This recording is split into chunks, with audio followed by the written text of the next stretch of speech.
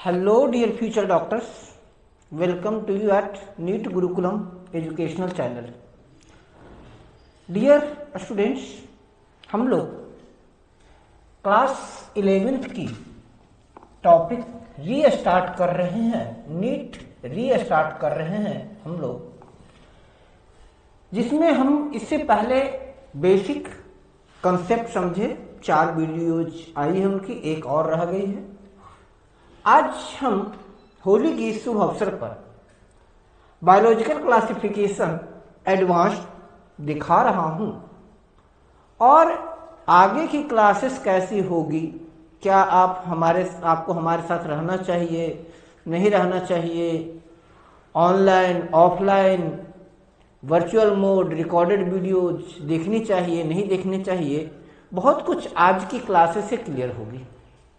जैसा कि मैंने पहले भी कहा था, 3 स्टेजेज में मैं हर एक चैप्टर को क्लियर कराऊंगा, सो दैट नीट का कोई भी क्वेश्चन आपको अनजाना सा ना लगे, अनदेखा सा ना लगे। पहली बात। दूसरी बात, पूरी की पूरी क्लासेस सिर्फ एनसीईआरटी बुक के चारों तरफ ही घूमेगी।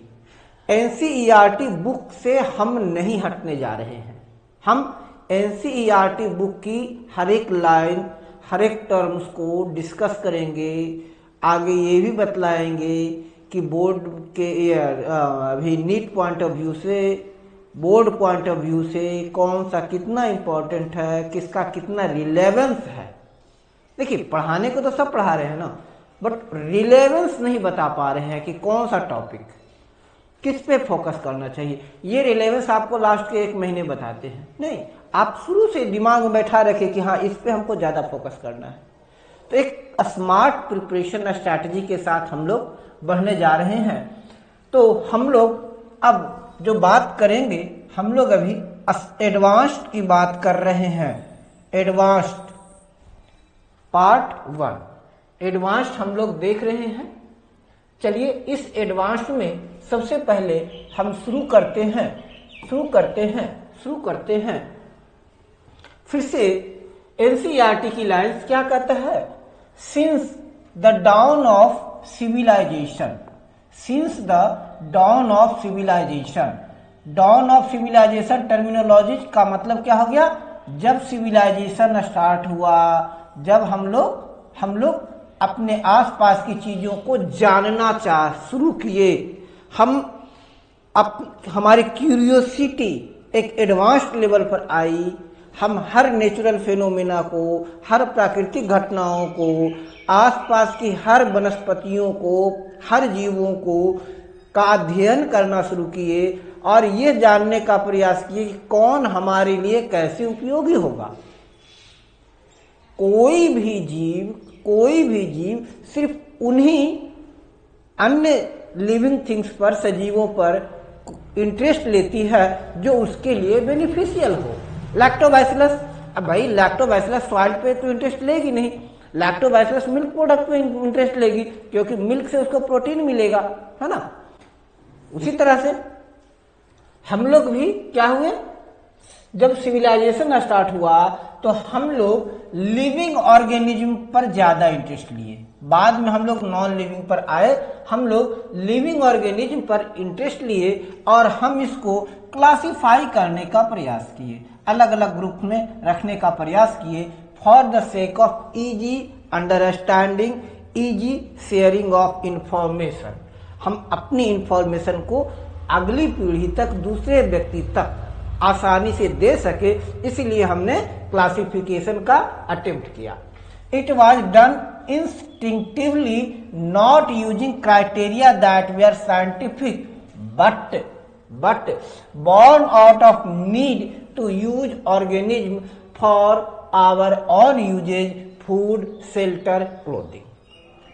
देखिए, पॉसिबिलिटी तो नहीं है, बट ये मानकर चलिए, दिमाग में रखिए कि जो हम लोग अर्लियर क्लासिफिकेशन किए थे, तो उस समय हमारे दिमाग में सिर्फ 3 बातें थी कि हम उन्हीं ऑर्गेनिज्म का, उन्हीं लिविंग थिंग को क्लासिफाई करेंगे जो हमारे लिए फूड, शेल्टर और क्लोथिंग, इन 3 दृष्टिकोण से हमारे लिए जो इम्पोर्टेंट है, जो किसी न किसी रूप में हमें फूड प्रोवाइड कराएगा यानी न्यूट्रिशन प्रोवाइड कराएगा, जो किसी न किसी रूप में हमें शेल्टर दे रहा है सिक्योरिटी पर्पज से, या फिर क्लोथिंग के पर्पज से हम प्लांट्स को, एनिमल्स को क्लासिफाई किए क्योंकि हम उसमें इंटरेस्ट लिए थे। आगे कहता है Aristotle was the first earliest attempt more scientific basis of for classification. अब यहां से आप ध्यान रखिएगा कि साइंटिफिक बेसिस ऑफ क्लासिफिकेशन कौन स्टार्ट किया, इनिशिएट किया? अरिस्टोटल, अरस्तु जिसे कहते हैं। अरस्तु ने क्लासिफिकेशन का साइंटिफिक बेसिस लिया था सबसे पहले। ही यूज्ड, अब उसने क्या किया, अब ये नीट में पूछा हुआ है कि अरिस्टोटल ने अपने क्लासिफिकेशन में किस कैरेक्टर को लिया, किस कैरेक्टर के बेसिस पर अरिस्टोटल ने क्लासिफाई किया, तो वो है मॉर्फोलॉजिकल कैरेक्टर। ये आप याद रखिएगा कि Aristotle classified organism on the basis of morphological character. वो मॉर्फोलॉजिकल कैरेक्टर को स्टडी किया। To classify plants into tree, shrub and herb. उन्होंने प्लांट को क्लासिफाई किया किसमें, ट्री, श्रूब और हर्ब। मॉर्फोलॉजिकल समझ गए, on the basis of size, on the basis of size and animals to those with red blood and those that did not. तो आप ध्यान रखिए कि अरिस्टोटल का क्लासिफिकेशन मॉर्फोलॉजिकल कैरेक्टर पर था। अरिस्टोटल का क्लासिफिकेशन मॉर्फोलॉजिकल कैरेक्टर पर था। प्लांट को 3 पार्ट में उन्होंने क्लासिफाई किया, हर्ब, श्रूब और ट्री में। साथ ही साथ एनिमल को 2 पार्ट में डिवाइड किया था, दोज हैज रेड ब्लड और दोज हैड नॉट। तो ये इतना आपको अरिस्टोटल के बारे में 2 पॉइंट ही याद रखना है। क्या मॉर्फोलॉजिकल बेसिस ऑफ क्लासिफिकेशन का मॉर्फोलॉजिकल बेसिस था, और दूसरा पॉइंट याद रखना है कि प्लांट को 3 पार्ट में, ट्री, श्रूब और हर्ब में, और एनिमल को 2 पार्ट में, those with red blood and those with not classify किया। चलिए अब इसके बाद आ जाते हैं लीनस। कौन आ गया बेटा? लीनस ने क्लासिफाई किया। लीनस ने के समय 2 किंगडम ऑफ क्लासिफिकेशन चल रहा था, है ना। लीनस के समय 2 किंगडम सिस्टम था, प्लांट और animal with Plantae and animalia. ठीक है, 2 क्लासिफिकेशन का 2 बेसिस था, प्लांटी और एनिमेलिया। क्या था बेटा? प्लांटी और एनिमेलिया, ये बेसिस ऑफ क्लासिफिकेशन था, प्लांटी और एनिमेलिया, राइट। तो लीनस के समय क्लासिफिकेशन का 2 बेसिस था, एक था प्लांटी यानी प्लांट, और दूसरा था एनिमल यानी एनिमेलिया। चलिए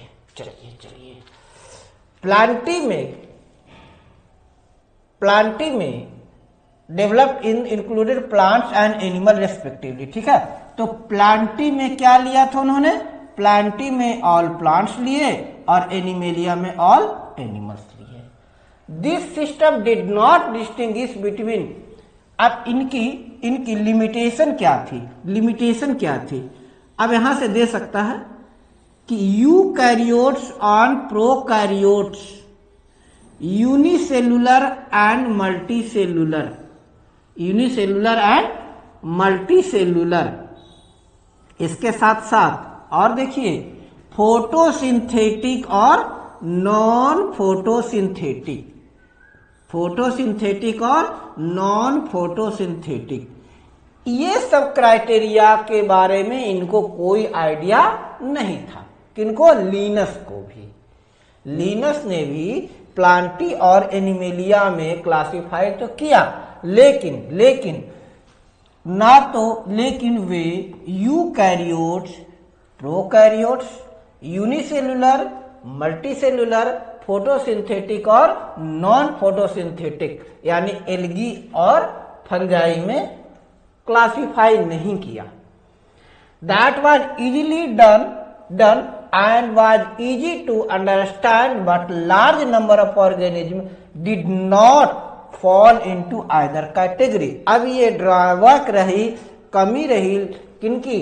लिनस के क्लासिफिकेशन की, कि लिनस ने जो क्लासिफाई किया था दो पार्ट में, प्लांटी और एनिमेलिया में, यानी प्लांट और एनिमल में, बट बहुत से ऑर्गेनिज्म को ये क्लासिफाई नहीं कर पाए, बहुत से ऑर्गेनिज्म को ये क्लासिफाई नहीं कर पाए, क्योंकि बहुत से ऐसे ऑर्गेनिज्म बाद में उन्हें दिखे जो ना तो पूरी तरह से जिन्हें प्लांट कह सकते हैं और ना ही जिन्हें एनिमल कह सकते, क्योंकि ना तो वो कंप्लीटली ना तो यूनिसेलुलर थे ना मल्टीसेलुलर थे।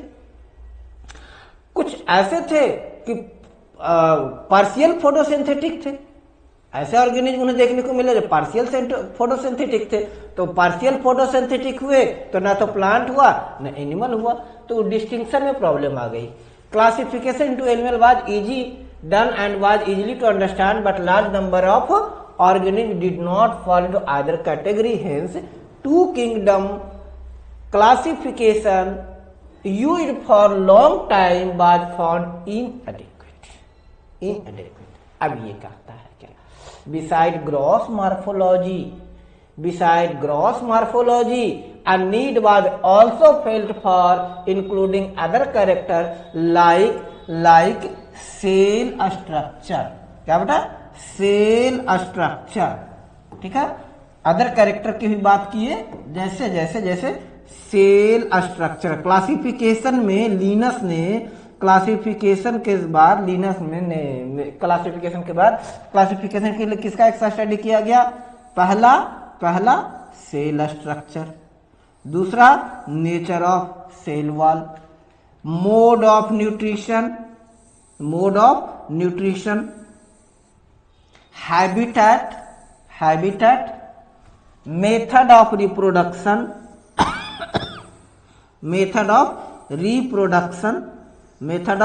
Reproduction, evolutionary relationship. इन सबको भी ध्यान में रखा गया। ये जो बेसिस था बेटा,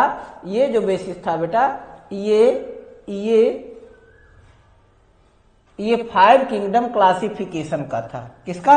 5 किंगडम क्लासिफिकेशन का था। देखिए, अब नीट में यही ऑप्शन दिया था 2002 में, फिर 2014 में, और आगे भी देखेंगे तो आपसे सीधा पूछे कि लिनस ने इनका स्टडी नहीं किया था, बट ग्रॉस मॉर्फोलॉजी के स्थान पर यह भी माना गया।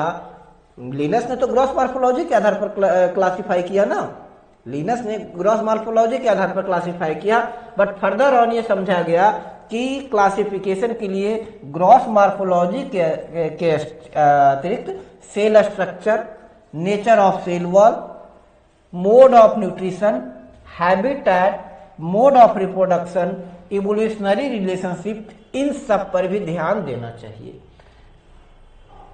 Classification system for living organism have undergone several changes, बहुत से चेंजेज हुए, several changes over the time. Thou plants and animal kingdom have been constant under all different system। करे जैसे जैसे समय बीता क्राइटेरिया बदला, क्लासिफिकेशन बदला, उनकी ग्रुपिंग बदली, सिस्टम बदला, बट जो दो पार्ट लिनस ने जो दो पार्ट में क्लासिफाई किया था, एनिमल और प्लांटी, ये आज तक नहीं बदला। ये दो ग्रुप अभी भी है। अदर सिस्टम में भी क्या कहता है? The understanding of what groups organism be included under these kingdoms have been changing. Number and nature of other kingdom have also been understood differently by different scientists over the time. करा जैसे जैसे समय बीता number भी बदला, number of organism, nature of other kingdoms ये भी बदला, अलग अलग साइंटिस्ट ने भी इसको समझा, अंडरस्टूड किया, बट इसके बावजूद ये जो दो क्लास रहे प्लांट और एनिमल यानी प्लांटी और एनिमेलिया, ये चेंज नहीं हुए। अब आते हैं यहां पर R.H. विटकर, नाम याद रखिएगा, R.H. विटकर का संबंध किससे है? 5 किंगडम क्लासिफिकेशन, 5 किंगडम क्लासिफिकेशन आज तक मान रहे हैं। R.H. विटकर ने क्या प्रपोज किया? 5 kingdom classification, 5 kingdom classification, R.H. Whittaker. अब ये क्या क्या थे? मोनेरा, प्रोटिस्टा, फंजाई,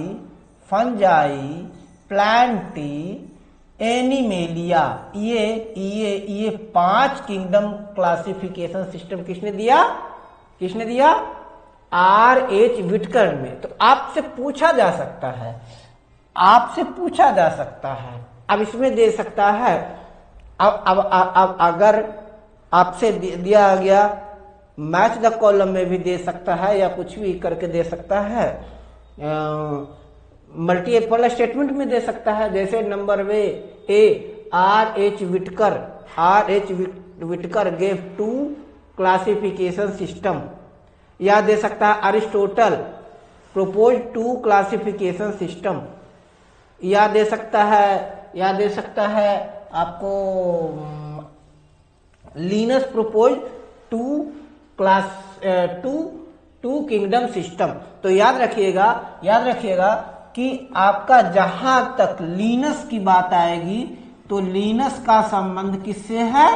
लीनस है 2 किंगडम सिस्टम से, लीनस 2 किंगडम सिस्टम। और विटकर R.H. विटकर क्या है? ये है 5 किंगडम क्लासिफिकेशन, 5 किंगडम क्लासिफिकेशन दिए थे, 5 किंगडम क्लासिफिकेशन सिस्टम, ठीक है, 5 किंगडम क्लासिफिकेशन सिस्टम। वो कौन कौन से थे? Monera, protista, fungi, Plantae, animalia. क्या? मोनेरा, प्रोटिस्टा, फंजाई, प्लांटी और एनिमेलिया, ये 5 इनके हैं विटकर के। क्या? Monera, protista, fungi, Plantae and animalia. The main criteria, अब यहां से क्वेश्चन पूछा है, पहले भी दिखाए थे ना, यहां भी हम आ गए थे ना। मेन क्राइटेरिया को लेकर के पूछ रहा है, तो ये क्राइटेरिया किसने लिया था? किन्होंने लिया था? विटकर ने लिया था। ये चीज हम यहां डिस्कस कर रहे हैं कि जो क्राइटेरिया ऑफ विटकर क्लासिफिकेशन था वो था सेल स्ट्रक्चर, मतलब कि सेल कैसा है, सेल ऑर्गेनल्स है ना, के बारे में, सेल में सेल वॉल है कि नहीं है। बॉडी ऑर्गेनाइजेशन किस लेवल का बॉडी है? सेल लेवल का है, टिश्यू लेवल का है, ऑर्गन लेवल का है या ऑर्गन सिस्टम लेवल का है? किस लेवल का है? किस लेवल का बॉडी ऑर्गेनाइजेशन है उसमें? किस लेवल का बॉडी ऑर्गेनाइजेशन है? पहले तो सेल स्ट्रक्चर में देखें कि सेल वॉल है या नहीं है, सेल साइज क्या है। फिर उन्होंने क्या देखा? मोड ऑफ न्यूट्रिशन मीन्स वो ऑटोट्रॉपिक है या हेटेरोट्रॉपिक, पैरासिटिक है या होलोजोइक, सैप्रोफिटिक क्या है उसका mode of nutrition? Mode of nutrition क्या है? ऑटोट्रॉफिक, सेप्रोफिटिक, पैरासिटिक या हेट्रोट्रॉफिक? कैसा है? साथ ही साथ मोड ऑफ रिप्रोडक्शन, यानी वो जो ऑर्गेनिज्म है बेटा, वो कैसे रिप्रोड्यूस कर रहा है? वो ऑर्गेनिज्म उनमें सेक्सुअल रिप्रोडक्शन हो रहा है कि असेक्सुअल रिप्रोडक्शन हो रहा है ना? And phylogenic phylogenetic relationship.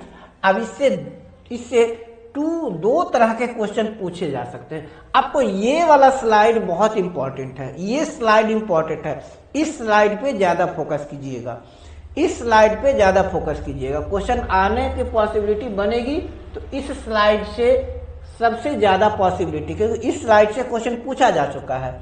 अगर PYQ को एनालाइज कीजिएगा तो इस स्लाइड से 2 क्वेश्चन तो कम से कम है। पहला कि 5 किंगडम क्लासिफिकेशन किसने दिया था, और दूसरा कि 5 किंगडम क्लासिफिकेशन का बेसिस क्या था। या तो पूछेगा which of the following by the basis of Linnaeus Whittaker classification, और which of the following by not the basis of Linnaeus of Whittaker classification. अब इसमें एक टर्म आया है जिसको हम लोग थोड़ा डिटेल में समझेंगे, वो कहता phylogenetic relationship.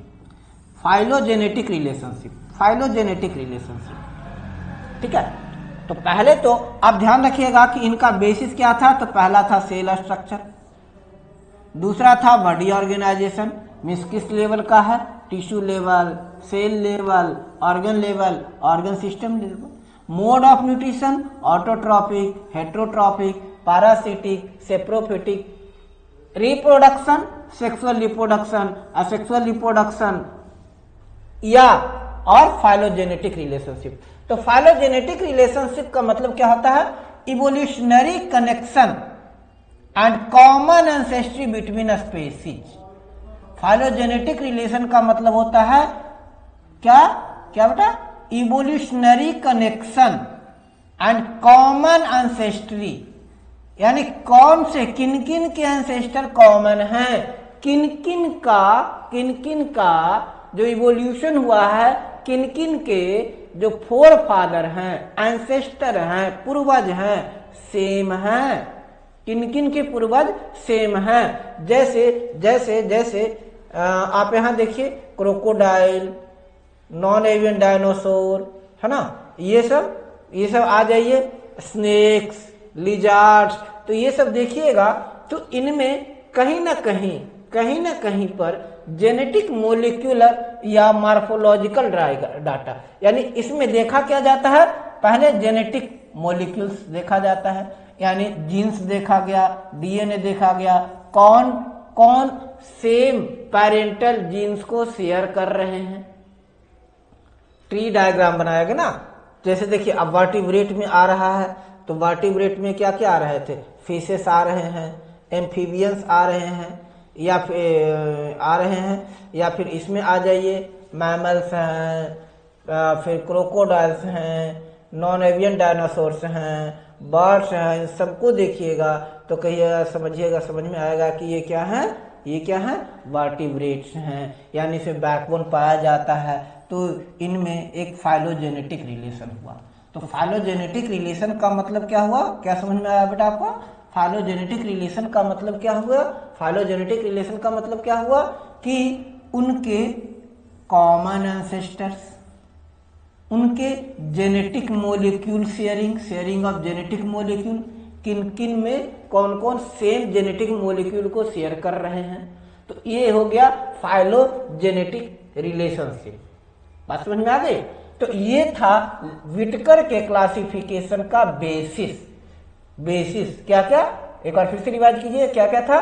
Cell structure, body organisation, cell structure, body organisation, mode of nutrition, mode of reproduction और फाइलोजेनेटिक रिलेशनशिप। क्या सेल स्ट्रक्चर ऑफ सेल, फिर again body organization, then mode of nutrition, mode of reproduction and phylogenetic relationship. Three domain system has also been proposed that divide kingdom Monera into two domains. आगे चल करके three domain system आया था, तो three domain system में Monera को again दो domain में रखा गया, जिसमें रिमेनिंग यूकैरियोटिक को और यूकैरियोटिक को थर्ड डोमेन रखा गया था। और इस तरह से 6 किंगडम क्लासिफिकेशन हुआ। यानी जो मोनेरा है, आगे चल करके जो क्लासिफिकेशन किए थे, तो मोनेरा को भी दो पार्ट में रखे गए, यूकैरियोटिक मोनेरा और prokaryotic Monera.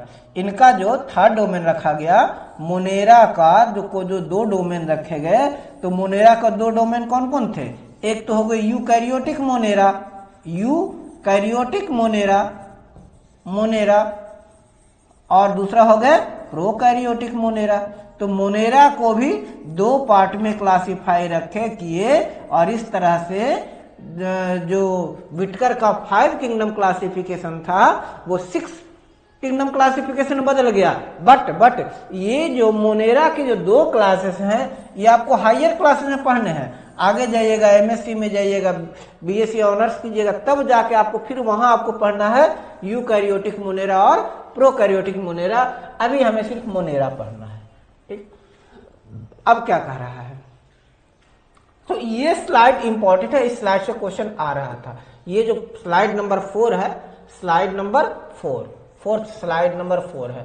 Slide number 4 NEET point of view से काफी इंपॉर्टेंट है, इस पे ज्यादा ध्यान रखिएगा। और ज्यादा नहीं, इसमें ध्यान रखना है। ध्यान रखना है क्या? एक तो नाम याद रखना है विटकर का, दूसरा नाम रखना है कि 5 किंगडम क्लासिफिकेशन विटकर ने दिया था। इनकी क्लासेस भी याद रखिएगा, मोनेरा, प्रोटिस्टा, फंजाई, प्लांटिया और एनिमेलिया। हालांकि ये नहीं पूछने की चांसेस, बट पूछ ले तो कोई बात नहीं। बाकी आप ये जरूर याद रखिएगा क्राइटेरिया फॉर क्लासिफिकेशन। तो दो चीज याद रखिएगा, विटकर का 5 किंगडम क्लासिफिकेशन और इसकी criteria, cell structure, body design, mode of body organisation, mode of nutrition, reproduction और फाइलोजेनेटिक रिलेशन। चलिए आगे क्या कर रहा है? Let us look 5 kingdom classification to understand issue and consideration that influence the classification system, earlier classification system. अब इसमें क्या कर रहा है? इसमें क्या कर रहा है? अर्लियर क्लासिफिकेशन सिस्टम में आ जाइए, तो कहता है bacteria, blue green algae, fungi, है ना, bacteria, blue green algae, fungi, mosses, forms, gymnosperm और angiosperm.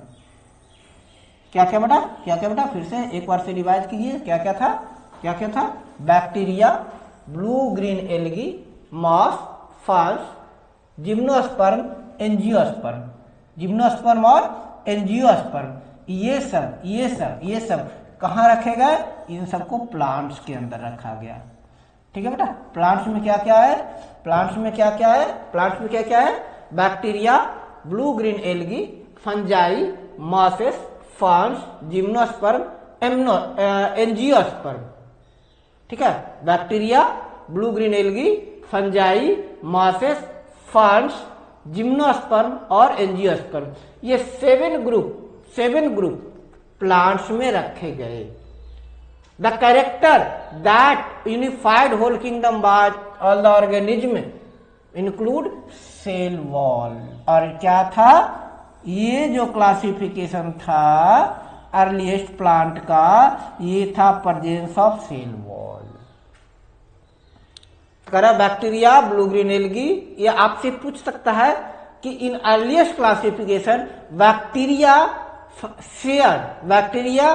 Shared grouping in fungi basis on the basis of cell wall together which include which widely differed in other characteristics brought together prokaryotic bacteria and blue green algae with other group which were eukaryotic। अब कह रहा है क्या तो एक तो classification में क्या लिया, blue green algae, bacteria, fungi, mosses, ferns, gymnosperm, इन सबको प्लांट में रखा गया, प्लांट में रखा गया। अब इसके साथ साथ क्या किए, prokaryotic bacteria, blue green algae, prokaryotic bacteria और blue green algae means cyanobacteria, cyanobacteria, cyanobacteria और प्रोकैरियोटिक बैक्टीरिया यूकैरियोटिक थे लेकिन इसको प्लांट में डाल दिया गया। ये यूकैरियोटिक थे लेकिन इनको प्लांट में डाला गया। It's also group together unicellular organisation and multicellular organisation. इसके साथ ही साथ इन्होंने यूनिसेलुलर और मल्टीसेलुलर को भी एक साथ रख लिए, जैसे क्लेमाइडोमोनास और स्पाइरोगैरा एल्गी के अंदर रख दिए, सबको एल्गी मान लिए, सबको एल्गी मान लिए, जबकि बाद में अलग ग्रुप आया। पॉइंट को समझिए, पॉइंट को समझिए। यूकैरियोट जो था ब्लू ग्रीन एल्गी और prokaryotic bacteria, blue green algae यानी साइनोबैक्टीरिया और प्रोकैरियोटिक बैक्टीरिया दोनों को एक साथ रख दिए, जबकि जो ब्लू ग्रीन एल्गी था, ब्लू ग्रीन एल्गी ये यूकैरियोटिक था, ब्लू ग्रीन एल्गी यूकैरियोटिक था, बट इसको प्रोकैरियोटिक के साथ रख दिए। क्लेमाइडोमोनास और अस्पेरोगैरा दोनों को एल्गी के साथ रख लिए। इसके साथ ही साथ it does not differentiate between heterotrophic group, heterotrophic समझ रहे हैं ना, हेट्रोट्रॉफिक जो कॉम्प्लेक्स ऑर्गेनिक सब्सटेंस से अपना न्यूट्रिएंट प्राप्त करते हैं। तो हेट्रोट्रॉफ फंजाई और ऑटोट्रॉफिक ग्रीन प्लांट इनमें भी डिफरेंशिएट नहीं कर पाए। क्या क्या डिफरेंशिएट नहीं कर पाए, एक बार फिर से देखिए। प्रोकैरियोटिक बैक्टीरिया और ब्लू ग्रीन एल्गी में डिफरेंशिएट नहीं कर पाए। फिर क्लेमाइडोमोनास और स्पाइरोगैरा इनमें डिफरेंशिएट नहीं कर पाए। अगेन हेट्रोट्रॉफिक ग्रुप फंजाई और ऑटोट्रॉफिक ग्रीन प्लांट में डिफरेंशिएट नहीं कर पाए।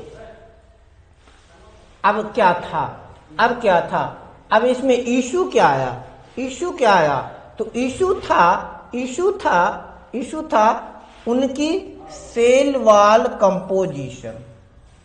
जो इशू आया था, क्या इशू था, जो इन्होंने ये डिफरेंशिएट नहीं कर पाए थे सेल वॉल को लेकर के, जैसे bacteria, blue green algae, fungi, mosses, ferns, gymnosperm, angiosperm, इन सबको में डिफरेंशिएट नहीं कर पाया। तो इसमें अंतर क्या था, तो कह रहा फंजाई। अब देखिए फंजाई को इन्होंने प्लांट के साथ रख दिया था। फंजाई का सेल वॉल किस चीज का बना होता है, काइटिन का, जबकि प्लांट्स का सेल वॉल किस चीज का बना होता है, सेलुलोज का। तो कह रहा दोनों के सेल वॉल में अंतर है ना, तो दोनों एक साथ कैसे आ गए। विटकर ने एक साथ रख दिया था, बट अब दिक्कत ये आ रहा था ना कि एक का सेल वॉल काइटिन का बना हुआ है, एक का सेल वॉल काइटिन का बना हुआ है, एक का सेल वॉल काइटिन का बना हुआ है, एक का सेल वॉल सेलुलोज का बना हुआ है। तो भाई काइटिन का सेल वॉल वाला ऑर्गेनिज्म और सेलुलोज के सेल वाले ऑर्गेनिज्म दोनों एक साथ कैसे आ गए। अब जब इसको कंसीडर किए तो फंजाई के लिए अलग अलग अलग किंगडम बन गया, तो किंगडम फंजाई अलग हो गया। तो प्लांट से फंजाई को क्लासिफिकेशन में अलग किए, किस बेसिस पर अलग किए बेटा, तो वो बेसिस था सेल वॉल स्ट्रक्चर। जहां फंजाई का सेल वॉल काइटिन का था, वहीं प्लांट का सेल वॉल किसका था, सेलुलोज का था। तो बाद में ये स्टडी करने के बाद जब ये पता चला तो बोले कि भाई प्लांट और फंजाई दोनों एक साथ कैसे रह सकते हैं, नहीं रह सकते ना, नहीं रह सकते। एक का सेलुलोज का बना हुआ है तो एक का काइटिन का बना हुआ है। All prokaryotic organism we are group together under Monera. जो प्रोकैरियोटिक थे मोनेरा में रखा गया था, और यूनिसेलुलर यूकैरियोट्स। अब देखिए यूनिसेलुलर यूकैरियोट्स इनको किस में रखा गया, प्रोटिस्टा में। तो यहां भी ध्यान रखिएगा, नीट पॉइंट ऑफ व्यू से इंपॉर्टेंट है कि मोनेरा इंक्लूड क्या, तो प्रोकैरियोटिक ऑर्गेनिज्म। मोनेरा में क्या है, Monera include all prokaryotes and protista include unicellular eukaryotes. Protista include unicellular eukaryote. फिर से मोनेरा इंक्लूड प्रोकैरियोटिक, मोनेरा में प्रोकैरियोटिक हो गए, और प्रोटिस्टा में unicellular eukaryotic organism, unicellular eukaryotic organism. आगे कह रहा है protista has brought together, kingdom protista has brought together Chlamydomonas and chlorella. Chlamydomonas और क्लोरेला दोनों प्रोटिस्टा में आ गए, जबकि क्लोरेला को पहले एल्गी में रख दिया गया था। क्लोरेला को पहले एल्गी में रख लिए थे। क्लोरेला को किस में रख लिए थे, एल्गी में। क्लोरेला को किस में रख दिए, एल्गी में, जबकि क्लोरेला को एल्गी में रख लिए थे, सॉरी क्लोरेला एल्गी में रख दिए थे with plants and both having cell wall. तो कह रहा है क्या कि प्रोटिस्टा में क्लेमाइडोमोनास और क्लोरेला दोनों एक ही जैसा है, लेकिन दोनों को पहले एल्गी में रख दिए थे। With the paramecium and amoeba which we are placed in animal kingdom. अब इन दोनों को किस में रखे, एनिमल किंगडम में। एनिमल किंगडम में रखने का बेस क्या था, लैक ऑफ सेल वॉल।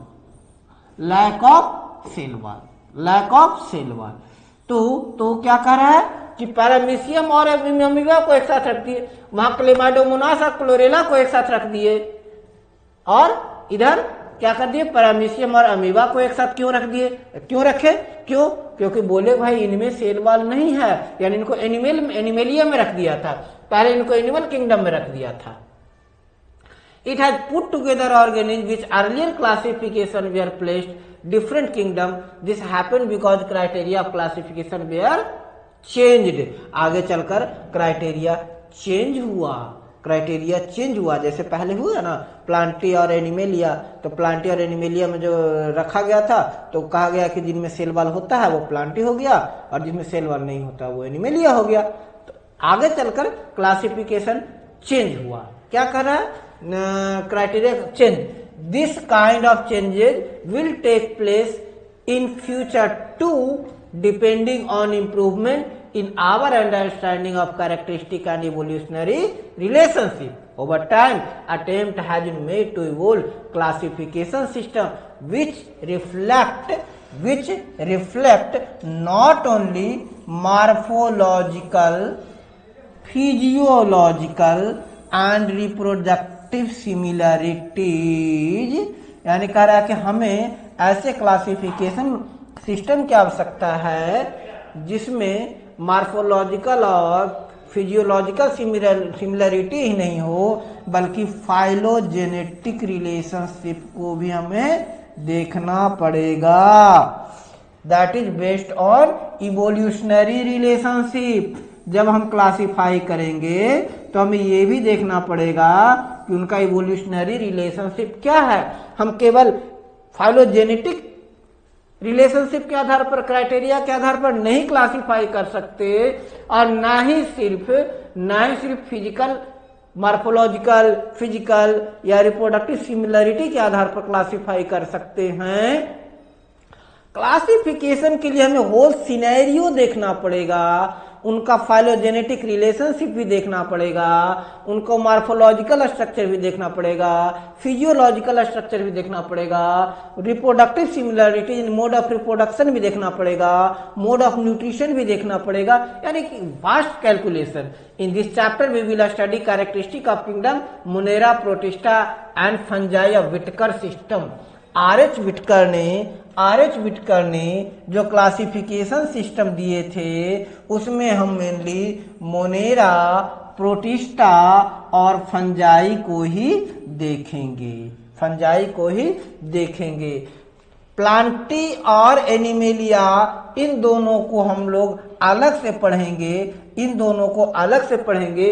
इस तरह से हम 5 5 किंगडम क्लासिफिकेशन को पूरी तरह से स्टडी करेंगे। क्या अभी हम पढ़ेंगे मोनेरा, प्रोटिस्टा और फंजाई को पढ़ेंगे और बाद में हम लोग प्लांटी और एनिमेलिया को देखेंगे। जैसे देखिए क्लेमाइडोमोनास, ये क्लेमाइडोमोनास हो गया आपका, क्लेमाइडोमोनास है ये क्लेमाइडोमोनास। देखिए ये इसका आई स्पॉट होता है ना, ये आई स्पॉट हो गया, इसमें क्लोरोप्लास्ट है, फ्लैगेलम है ना, तो ये क्लेमाइडोमोनास हो गया। फिर ये हो गया क्लोरेला, ये क्लोरेला है, इसको पहले किसमें रखे थे, एल्गी में, अब किसमें रखे, प्रोटिस्टा में, दोनों है ना, दोनों प्रोटिस्टा है, क्लेमाइडोमोनास और एल्गी दोनों प्रोटिस्टा है। लेकिन क्या था, क्लोरेला को पहले एल्गी में रखे थे, अब एल्गी से हटा के किसमें कर दिए, प्रोटिस्टा में। पैरामीशियम को पहले एनिमेलिया में रख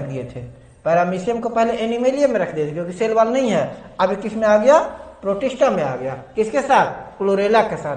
अब क्लोरेला और पैरामीशियम एक साथ आ गया, जबकि पहले क्या था, क्लेमाइडोमोनास और क्लोरेला। कैसे दोस्ती बदलता है। उसी तरह से अमीबा है, अमीबा को पहले किस में रख दिए थे, किस में रखे थे, अमीबा को पहले एनिमेलिया में रखे थे, क्योंकि इसमें सेल वॉल नहीं था। लेकिन अब इसे प्रोटिस्टा में आ गया, तो कह रहा है क्या, पहले जो क्लोरेला पैरामीशियम क्लोरेला के साथ था, अब वो पैरामीशियम किसके साथ आ गया, अमीबा के साथ। पहले जो पैरामीशियम क्लोरेला के साथ था, अब वो किसके साथ आ गया, अमीबा के साथ आ गया, प्रोटिस्टा ग्रुप में। चलिए अब हम स्टार्ट करेंगे, मोनेरा की स्टडी करेंगे। अब हम लोग मोनेरा की स्टडी करने जा रहे हैं, चलिए आगे।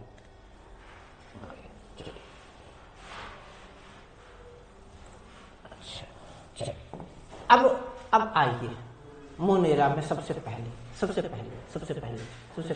ये बहुत इंपॉर्टेंट है, इससे काफी सारे क्वेश्चन भर कर क्वेश्चन पूछ रहा है। ये जो आपका मोनेरा है, एक बार फिर से बता देता हूं, आपका वेरी इंपॉर्टेंट टॉपिक है, ये VVI टॉपिक है, इसको खूब पढ़िएगा। वेरी इंपॉर्टेंट टॉपिक है, और ये क्यों इंपॉर्टेंट है, तो ये इसलिए भी इंपॉर्टेंट है कि मोनेरा हमारे लिए यूजफुल भी है, मोनेरा हमारे लिए यूजफुल प्रोडक्ट भी देता है। हम जब आगे पढ़ेंगे microbe in human welfare, class 12 में जाएंगे तो फिर कुछ मोनेरा को पढ़ेंगे, माइक्रोब इन ह्यूमन वेलफेयर की बात करेंगे, क्लास 12 का चैप्टर, तो फिर मोनेरा को पढ़ेंगे। तो इसीलिए मोनेरा की रिलेवेंस बढ़ जाती है, क्योंकि बहुत सारे मोनेरल्स हमारे लाइफ में बहुत ज़्यादा इम्पोर्टेंट है। ये हमारे लिए आप क्या कह सकते हैं कि हाउस होल्ड प्रोडक्ट्स देता है, इंडस्ट्रियल प्रोडक्ट्स देता है, इनका इंडस्ट्रियल एप्लीकेशंस होता है, इनके साथ इकोनॉमिक इम्पोर्टेंस भी होता है। क्या कहता है पहले देखिए क्या कहता है, बैक्टीरिया क्या है, सोल मेंबर किसका, मोनेरा का। Sole member of Monera is bacteria, ध्यान रखिएगा पहला point, sole member of Monera is bacteria. Most abundant micro organism occurs everywhere, hundreds of bacteria present in a handful of soil, 100 types of bacteria, 100 bacteria नहीं कह रहा है, 100 types of bacteria आपको एक soil में पाया जाएगा। एक मुट्ठी सॉइल लीजिए तो उसमें कई तरह के बैक्टीरिया मिलेंगे। They also live in extreme habits, hot spring, desert, snow, deep ocean, इन सभी जगह सरवाइव कर सकता है। इसमें बहुत से ऐसे भी ऑर्गेनिज्म हैं, बैक्टीरिया हैं जो पैरासाइट भी हैं। अब जो बैक्टीरिया मोस्ट अबंडेंट ऑर्गेनिज्म होने का कारण क्या है? Why is bacteria most abundant organism? बहुत ज़्यादा मिलने वाला ऑर्गेनिज्म है, प्रचुर मात्रा में मिलने वाला ऑर्गेनिज्म है, हर जगह मिलने वाला ऑर्गेनिज्म है। तो ऐसा क्यों है? तो इसके पीछे रीजन है कि एबिलिटी टू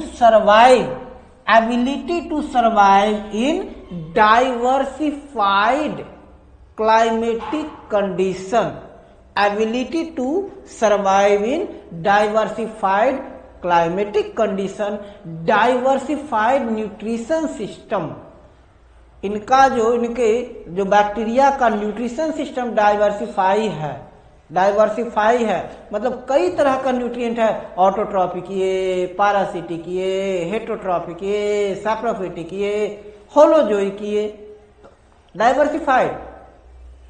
और साथ ही साथ इनका बॉडी भी इस तरह से डिजाइन है कि ये आसानी से हॉट स्प्रिंग में भी रह सकता है, डेजर्ट में भी रह सकता है जहां पानी नहीं है, बर्फ के अंदर दबा भी रह सकता है, डीप ओशियन में भी रह सकता है जहां सनलाइट नहीं जाता है, या बहुत ज्यादा आइस कोल्ड माउंटेन में है ना आ गया तो वहां भी रह सकता है।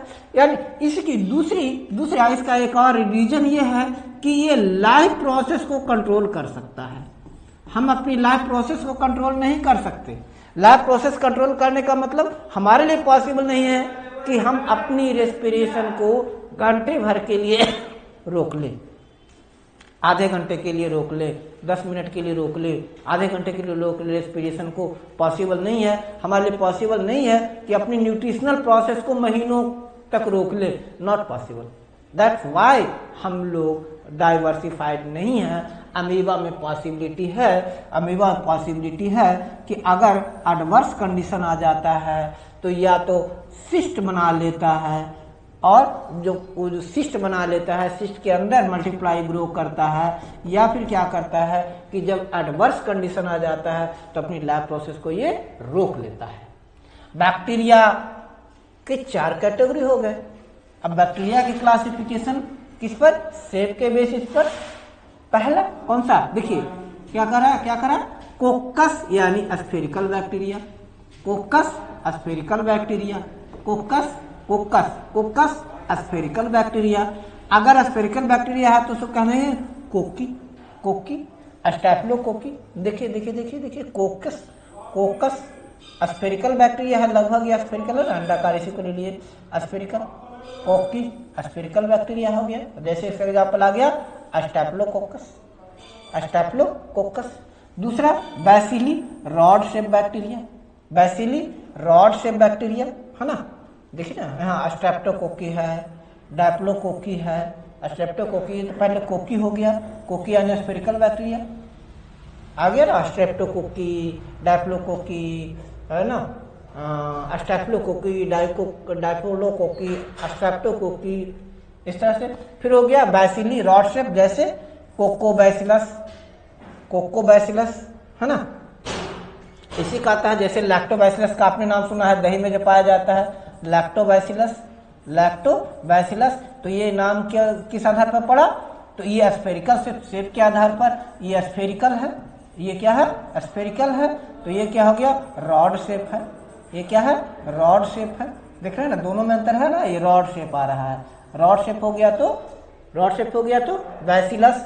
कॉमा से स्पाइरल शेप हो गया स्पाइरली, जैसे बोरेलिया टाइप स्पाइरलम, या Treponema type spirillum, spiral shape आ गया, या लेप्टोस्पाइरिलम, स्पाइरल।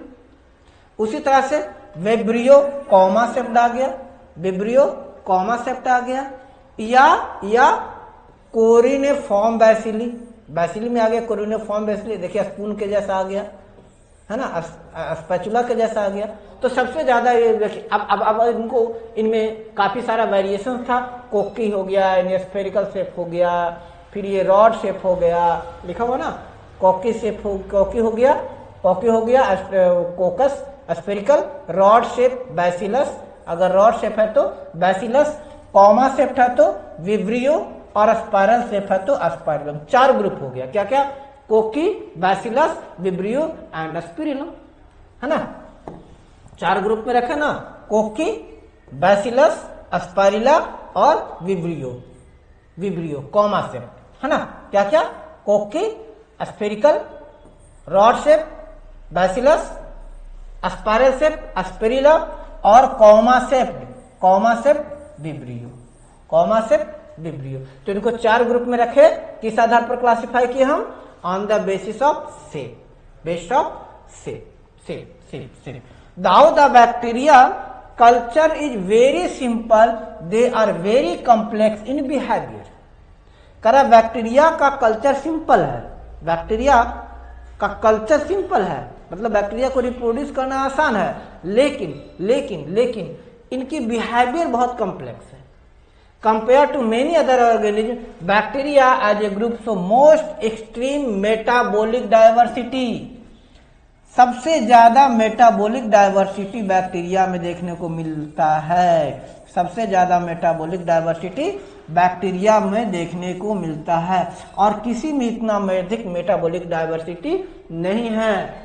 जैसे कह रहे हैं कुछ तो ऑटोट्रॉफिक बैक्टीरिया है, यानी अपना फूड खुद बना सकते हैं इनऑर्गेनिक सब्सटेंस से। अब ये जो ऑटोट्रॉफिक हैं ये फोटोसिंथेटिक भी हो सकते हैं और केमोसिंथेटिक भी हो सकते हैं। क्या हो सकते हैं, या तो फोटोसिंथेटिक या फिर chemosynthetic. Vast majority of bacteria are heterotroph.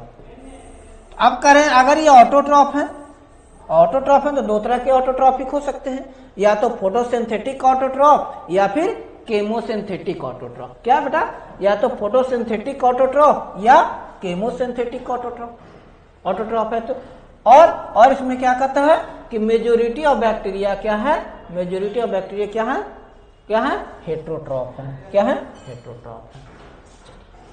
अब आगे बात करेंगे आर्किया बैक्टीरिया की, बात समझते हैं।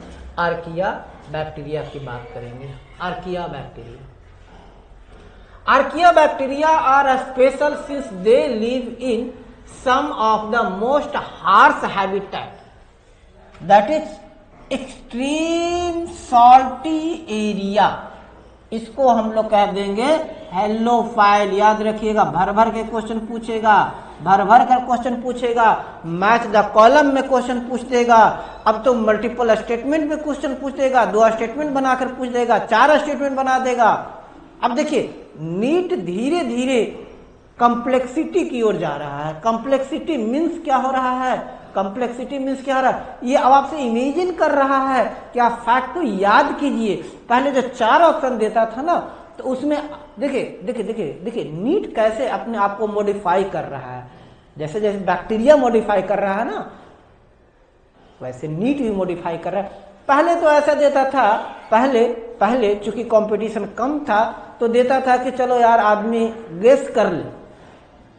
सबसे पहले तो अगर बहुत अर्लीस्ट क्वेश्चन को उठा करके देखिएगा तो ऐसा क्वेश्चन है, आज के देखिए फटाफट आंसर करिएगा, 720 में 720 लाना बहुत आसान।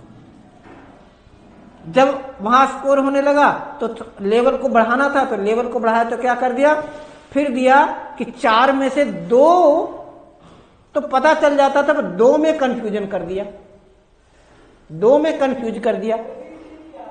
पहले तो इजी दे दिया था कि 1 है, आसान आराम से पता चल जाता था कि ये है, और 3 अलग है।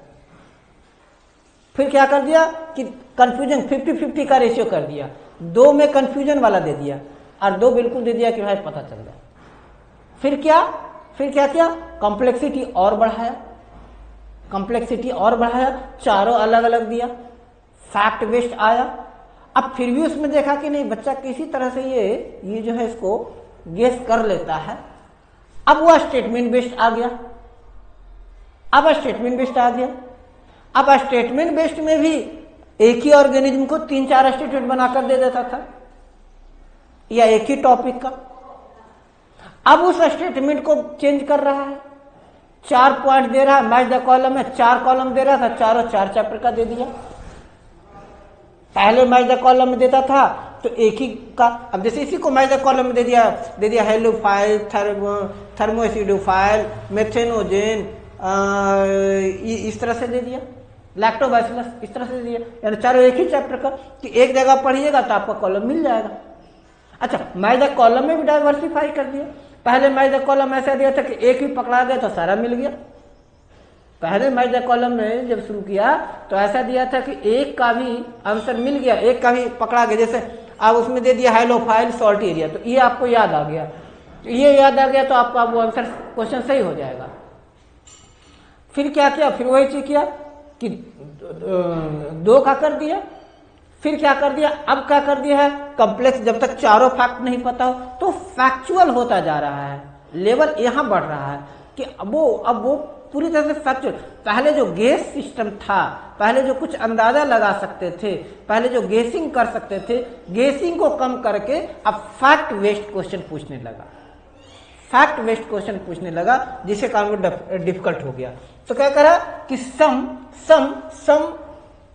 Can organism in extremely salty area, salty area में रहने वाले बैक्टीरिया को कह देंगे हेलोफाइल। अभी तो ये पूछ रहा है, कल के डेट में हो सकता है इसमें एनसीईआरटी पॉइंट डाल देगा, जैसे है भी वो पूछेगा, वो नाम देना शुरू कर देगा। फिर कुछ क्या है, हॉट स्प्रिंग में रह रहे हैं, उसको कह देंगे थर्मो एसिडोफाइल। नाम याद रखिएगा, थर्मो मतलब hot, thermo acidophile. Thermo acidophile की बात करते हैं, यहां लिख देते हैं थर्मो एसिडोफाइल, थर्मो एसिडोफाइल। तो थर्मो एसिडोफाइल का मतलब क्या है, थर्मो एसिडोफाइल का मतलब क्या है, थर्मो मीन्स क्या हो गया, हॉट, थर्मो मीन्स क्या हो गया, हॉट। एसिडोफाइल मतलब एसिडिक, मतलब एसिडिक, यानी वैसा ऑर्गेनिज्म जो हॉट एंड एसिडिक मीडियम में ग्रो कर सके, थर्मो एसिडोफाइल। तो एक तो सॉल्टी एरिया में ग्रो करने वाला ऑर्गेनिज्म हो गया, जहां नमकीन है, खारा पानी का समुद्र में, उसको कह देंगे हेलोफाइल्स। ये आपको ओशियन में मिलेगा, सी में मिलेगा। दूसरा थर्मो एसिडोफाइल जो हॉट स्प्रिंग में मिलेगा, जहां का मीडियम एसिडिक भी है और हॉट भी है। मार्सी एरिया में मिलने वाला मिथेनोजन, मिथेनोजन मिथेनोजन मिथेनोजन मतलब जाओ मिथेन के इन्वायरमेंट में मिलने वाला, मिथेन के इन्वायरमेंट में मिलने वाला मिथेनोजन, मिथेनोजन। तो कह रहे हैं कि आर्किया बैक्टीरिया की बात कर रहे हैं, तो आर्किया बैक्टीरिया ये स्पेशल है कि ये हार्श क्लाइमेटिक कंडीशन में भी ग्रो कर सकते हैं, सॉल्टी एरिया में भी आ सकता है, हॉट स्प्रिंग में भी ग्रो कर सकता है, मार्सी एरिया में भी ग्रो कर सकता है, मीन्स हेलोफाइल भी हो सकता है, फिर थर्मो एसिडोफाइल भी हो सकता है, मिथेनोजेन भी हो सकता है। Archaea bacteria differ from other bacteria in having different cell wall structure, and this feature responsible for survival in extreme condition. अब एक्सट्रीम कंडीशन में सर्वाइवल के लिए रिस्पॉन्सिबल कैरेक्टर क्या है, तो cell wall structure, difference of cell wall structure, cell wall structure. जैसे methanogen in gut of ruminant animal, जो भी रूमिनेंट एनिमल है, पागुर करने वाले एनिमल्स हैं, जो पागुर करने वाले एनिमल्स हैं, जिनसे हमें डंग मिलता है, गोबर मिलता है, उन सब के गट में पाया जाने वाला आर्किया बैक्टीरिया मिथेनोजेन है। जैसे cow and buffalo, they are responsible for production of methane from dung. उनके गोबर से जो मीथेन मिलता है, मिथेनोजेन के कारण होता है। तो आप मिथेनोजेन को याद रखिए, methane producing bacteria, methane producing bacteria. Methanogen के बारे में आप 2 चीजें तो कम से कम याद रखिएगा, हो सके 3 चीज याद रखिएगा। पहला कि methanogen responsible for production of methane gas, और दूसरा याद रखिएगा methanogens are present in ruminating animals. Methanogen क्या है, मिथेनोजेन की बात करते हैं, microscopic organism can produce methane. ये क्या है, आर्किया बैक्टीरिया है। feed on products of bacterial fermentation. Association between methanogen presence and chronic constipation उनमें है. Oldest form of life lacking membrane to form nucleus and their DNA RNA is genetic information. Room में ये मिथेनोजेन आ गया, methane produce कर रहा है. ये रूमिनेटिंग organism के बॉडी में यानी रूमेन में गट में पाया जाता है और गट से रूमेन में आकर काम करता पाया जाता है. गट में प्रेजेंस है, गट में इसके गट में रहेगा, लेकिन फूड के साथ साथ ये गट से होता हुआ कहाँ आएगा? रूमेन में आएगा, जहां ये अपना कर्सर दिखाएगा. चलिए ये देखिए हेलोफाइल, एक बार फिर से बताइए हेलोफाइल क्या होता है? हेलोफाइल क्या होता है? हेलोफाइल क्या होता है? Organism that develop in salty area. Salty area नमकीन क्षेत्र में, जहां नमक बहुत ज्यादा मात्रा में पाया जाता है. ओशियन वाटर में, सी वाटर में ये सब ज्यादा पाया जाता है, ओशियन सी. तो ये क्या है? हेलोफाइल है. हेलोफाइल है. बड़ा सुंदर लग रहा है देखने में, नहीं? बड़ा सुंदर लग रहा है. कितना सुंदर है हेलोफाइल एरिया. समुद्र में बे ऑफ बंगाल में चले जाइए, आपको बड़े आराम से मिलेगा. कोलकाता में काफी ज्यादा मिलेगा, या आप साथ में चले जाइए. फिर हो गया थर्मो एसिडोफाइल. थर्मो एसिडोफाइल का मतलब क्या हो गया? Hot and acidic medium. Hot acidic medium, hot acidic medium में पाया जाएगा. इसे कहते हैं गीजर से पाया जाता है. Live in extreme hot and acidic water, often found in hot spring. Example Yellowstone national park. Yellowstone national park है, ये देखिए ओशियन का दिया हुआ है ना. हॉट स्प्रिंग्स में काफी ज्यादा पाया जाता है. कौन सा? Thermo acidophile. चलिए अब इसमें देख रहे हैं इसका इकोनॉमिक इंपॉर्टेंस. चलिए इस स्लाइड उतना इंपॉर्टेंट नहीं है. चलिए आगे कहता है क्या कि there are thousands of different eubacteria. Thousands of eubacteria और ट्रू बैक्टीरिया, यानी यू बैक्टीरिया को हम लोग ट्रू बैक्टीरिया के नाम से भी जानते हैं. Characterised by the presence of rigid cell wall. Bacteria के बॉडी पर रिजिड सेल वॉल पाया जाता है. जैसे ही आपका नॉस्टॉक है, आगे बात करेंगे. इफ मोटाइल फ्लैगजिलम, यानी बैक्टीरिया में जो मोशन होता है वो फ्लैगजिलम के कारण होता है. तो flagellum gives motion to you bacteria. Cyanobacteria जिसे हम ब्लू ग्रीन एल्गी भी कहते हैं, इनमें क्लोरोफिल होता है. तो बैक्टीरिया में भी काफी सारे वेरिएशंस देखने को मिलता है.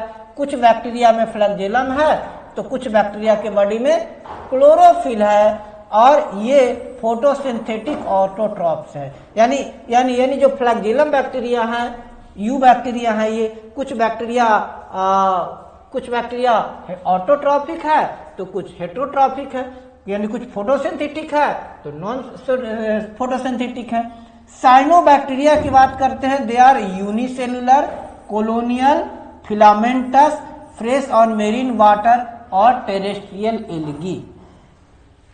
तो जो साइनोबैक्टीरिया है यूनिसेलुलर होता है, मतलब इनका बॉडी एक वेल डेवलप्ड सेल होता है, या फिर कोलोनियल होता है, कॉलोनी बनाकर रहते हैं. काफी सारे बैक्टीरिया एक साथ रहते हैं, ग्रुप में रहते हैं. ये फिर फिलामेंटस भी हो सकते हैं, यानी इनके बॉडी पर फिलामेंट्स पाए जा सकते हैं. फ्रेश वाटर में भी रहने वाले हो सकते हैं, मरीन वाटर में भी रहने वाले हो सकते हैं, यानी अलग अलग लोकेशन में रह सकते हैं. Colonies are generally surrounded by gelatinous sheath. अगर ये कॉलोनी बनाते हैं तो जिलेटिन के शीथ से घिरे हुए होते हैं.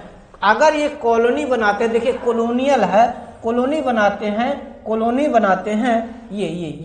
कॉलोनी बनाते हैं तो देखिए जिलेटिन के शीथ से घिरे हुए होते हैं. अगर एक कॉलोनी बनाएंगे तो जिलेटिन के शीथ से बनाए घिरे हुए होते हैं. ये देखिए जैसे ये हो गया, ये है एनोवेना आ गया. एनोवेना म्यूसिलेजिनस शीथ हो सकता है, यानी म्यूसिलेजिनस हो सकता है, या जिलेटिनस शीथ है ना, जिलेटिनस सेल होंगे. तो अगर वो कॉलोनियल है तो वो क्या जिलेटिनस शीथ से घिरे हुए हो सकते हैं. They often form blooms in polluted water bodies. ये पोल्यूटेड वाटर बॉडीज में ब्लूम के लिए रिस्पॉन्सिबल हैं। पोल्यूटेड वाटर बॉडीज में ये ब्लूम्स के कारण बनते हैं। Some of these organism can fix atmospheric nitrogen in a specific light shell called heterocyst। आप ये देखिए हेट्रोसिस्ट क्या है? नाइट्रोजन फिक्सिंग सेल ऑर्गेनल है ना। जैसे नॉस्टॉक है, तो नॉस्टॉक क्या करता है? नाइट्रोजन फिक्सिंग बैक्टीरिया है। या राइजोबियम भी क्या है? ये नाइट्रोजन फिक्सिंग बैक्टीरिया है। तो जहां पर जिस स्ट्रक्चर पे जिस सेल में नाइट्रोजन फिक्स होगा हेट्रोसिस्ट कहलाएगा। जैसे नॉस्टॉक एनावेना है ना, हम लोग देखे नॉस्टॉक एनावेना इसमें भी हेट्रोसिस्ट आ गया। हेट्रोसिस्ट क्या है? नाइट्रोजन फिक्सिंग सेल है। तो चाहे आप एनोवेना की बात करिए या फिर नॉस्टॉक की बात कीजिए, इनमें नाइट्रोजन फिक्सिंग सेल या हेट्रोसिस्ट पाया जाता है। अच्छा, अब कह रहा है क्या? Chemosynthetic autotrophic bacteria oxidise various inorganic substances like nitrate, nitrite, ammonia. ये क्या करता है कि बहुत सारे chemosynthetic autotrophic bacteria nitrate, nitrite, ammonia को ऑक्सीडाइज करता है और ये एनर्जी रिलीज करता है, एटीपी बनाता है। They play role in recycling, ये और इनका nutrient recycling, nitrogen, phosphorus, iron, sulphur, इनके रिसाइकलिंग में काफी इंपॉर्टेंट रोल होता है। किनका इंपॉर्टेंट रोल होता है? केमोसिंथेटिक ऑटोट्रॉफ का काफी इंपॉर्टेंट रोल होता है बहुत सारे गैसियस के रिसाइकलिंग में। अब इसके बाद कहता है हेट्रोट्रॉफिक बैक्टीरिया के बारे में। तो हेट्रोट्रॉफिक बैक्टीरिया क्या है? मोस्ट अबंडेंट हैं, मेजोरिटी आर डीकम्पोजर, और जो अधिकांश हेट्रोट्रॉफिक बैक्टीरिया हैं वो डीकम्पोजर हैं। डीकम्पोजर का मतलब जो कम्प्लेक्स ऑर्गेनिक सब्सटेंस को सिंपल इनऑर्गेनिक मॉलिक्यूल में कन्वर्ट करता है। कम्प्लेक्स ऑर्गेनिक सब्सटेंस को सिंपल ऑर्गेनिक या इनऑर्गेनिक सब्सटेंस में कन्वर्ट करता है। जैसे सेलुलोज को डाइजेस्ट करना हेट्रोट्रॉफिक, ये डीकम्पोजर होता है। Many have significant impact on human affair, helpful in making curd from milk, है ना, curd from milk. Antibiotic production में इनका रोल होता है। लेग्यूम रूट में नाइट्रोजन फिक्स करते हैं।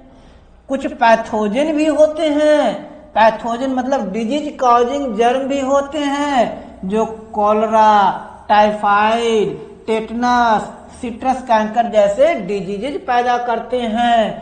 कुछ ऐसे भी हेट्रोट्रॉफिक बैक्टीरिया होते हैं। अब अगर इनकी रिप्रोडक्शन की बात करते हैं तो मेनली इनमें फ्यूजन होता है, बट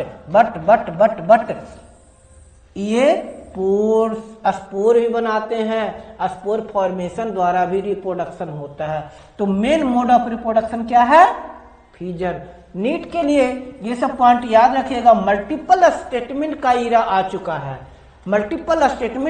चुका है, और जब मल्टीपल स्टेटमेंट का इरा आ गया है तो कई तरह के फैक्ट आपको बनाकर पूछ सकता है जिस पर आप ध्यान नहीं दे रहे हैं। मैं बारंबार कह रहा हूं कि ये जो टॉपिक हम पढ़ रहे हैं अभी, कौन सा, मोनेरा बहुत इंपॉर्टेंट है। इनको बड़े ध्यान से पढ़िएगा, बड़े ध्यान से समझिएगा। इनको 1 बार 2 बार 3 बार रिवाइज कीजिएगा, सो दैट ये चीजें आपके दिमाग में बैठ जाए।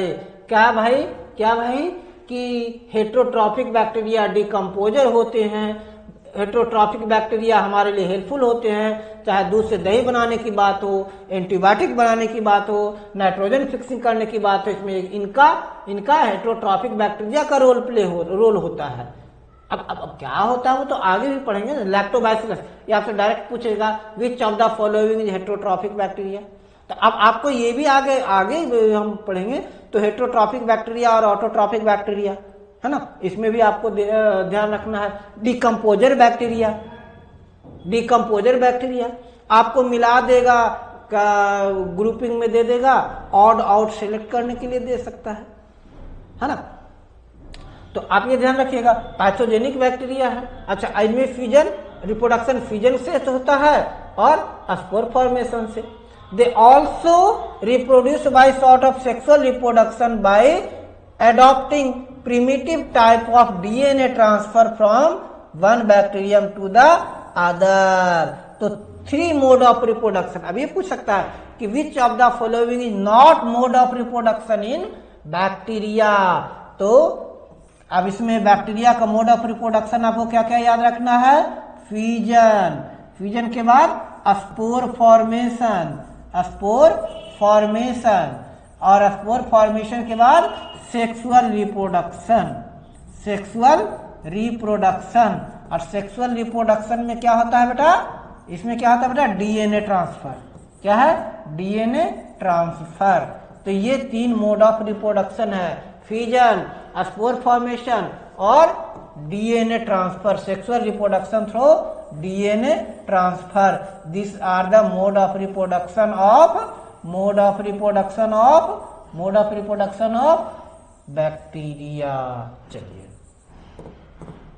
चलिए इसके बाद अब आगे क्या कहता है, अगला पॉइंट देखिए, छोटा सा पॉइंट है। अब कहता है क्या? माइकोप्लाज्मा क्या है? Cell wall less bacteria. Mycoplasma क्या है? सेल वॉल लेस बैक्टीरिया, वैसा बैक्टीरिया है जिसमें सेल वॉल नहीं पाया जाता है। Smallest living cell can survive without oxygen. अब देगा which of the following is correct for mycoplasma. Number 1 smallest living cell, lack of cell wall, can survive without oxygen, are pathogenic. तो ये 3 point याद रखिएगा। Cell wall less smallest living organism, mycoplasma smallest living cell can survive without oxygen. फिर क्या कह रहा है? They are pathogenic too. ये पैथोजेनिक भी होता है, हमारे लिए रोग भी पैदा कर सकता है। बेटा नेक्स्ट क्लास हम शुरू करेंगे प्रोटिस्टा से।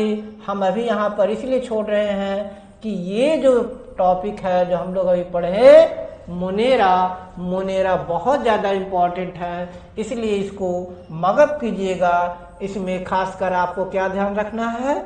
जैसे मिथेनोजेन, थर्मोएसिडोफाइल, है ना, इन सब चीज़ों के ऊपर ज़्यादा फोकस करना है। So thanks for watching, B with अस। आपको कैसा लगा हमें कमेंट अवश्य कीजिएगा। आपको क्या क्या और चाहिए, इंफॉर्मेटिव लगा नहीं लगा, कमेंट जरूर कीजिएगा। क्या ड्रॉबैक्स हैं, कमेंट जरूर कीजिएगा। और यदि आप इस्लामपुर के आसपास के हैं तो आप हमें अवश्य ज्वाइन कीजिए। अभी हमारे यहाँ ऑफर चल रहा है क्लास 12 की पूरी बायोलॉजी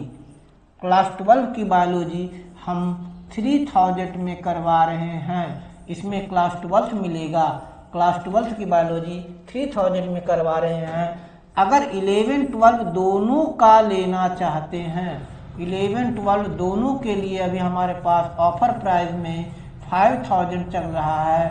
ये ऑफर केवल 50 स्टूडेंट्स के लिए है, ओनली फॉर 50 स्टूडेंट्स। उसके बाद डेफिनेटली प्राइसेस बढ़ने जा रहा है।